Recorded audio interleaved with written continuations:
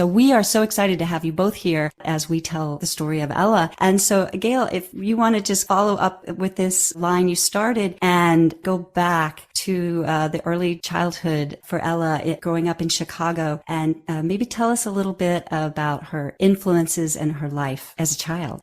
I think of Ella as every way a kind of representative African American child of the 20th century. She was born in St. Louis, Missouri, the daughter of migrants from Mississippi and Alabama. So her story is really a story that's embedded in the history of African American migration in the 20th century. And like a lot of Southern migrants, she ends up on the south side of Chicago in the part of Chicago that is called fondly Bronzeville, which is a kind of segregated city within the city of Chicago. So on the one hand, incredibly restrained by racism and racial segregation, and on the other hand, a kind of rich cultural space for Black people in the early and mid 20th century.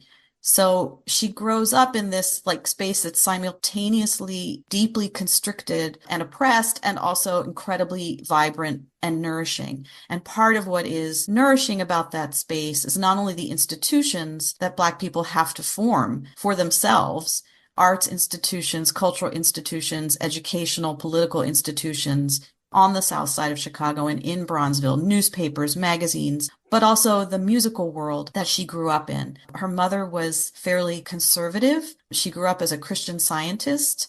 There was a South Side Christian Science church. Her mother converted to Christian Science after being ill and then being saved, and she thought through the agency of Christian Science, so her mother converted. So she wasn't church trained. A lot of people think, oh, she's a Black musician in the 20th century. She must have come out of like the mainstream Black church. She doesn't. Christian Science churches had a fairly conservative hymnal, not the music that you associate, say, with Baptist or Methodist churches. But she had the radio, she had the music that you heard in the street, everything from blues musicians who had come from the South, who were playing on the street, to evangelical musicians who were preaching the word with music on the street, to what people could hear on loudspeakers from stores selling records. She heard all of that and she took all of it in. And most importantly, her aunt and uncle were music lovers. And her uncle, Floyd Johnson, she called Uncle Flood, was a harmonica player and a blues musician. And he played for pleasure.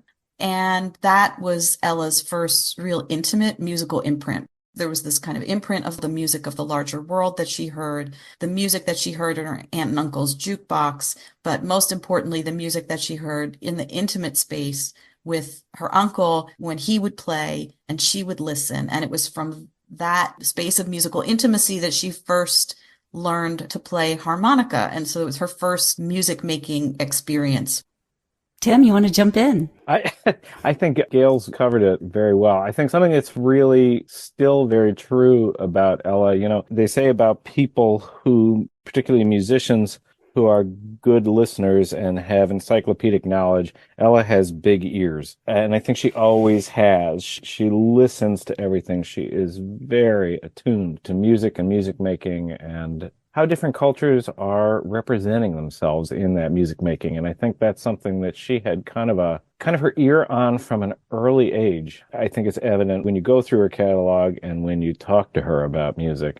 She always, since childhood, has had an expansive thirst for music and music making, and also an understanding of how it fits in not only individual cultural paradigms, but in the bigger picture of her life in the world and in Chicago and in the way that different cultures operate in our society. Wow.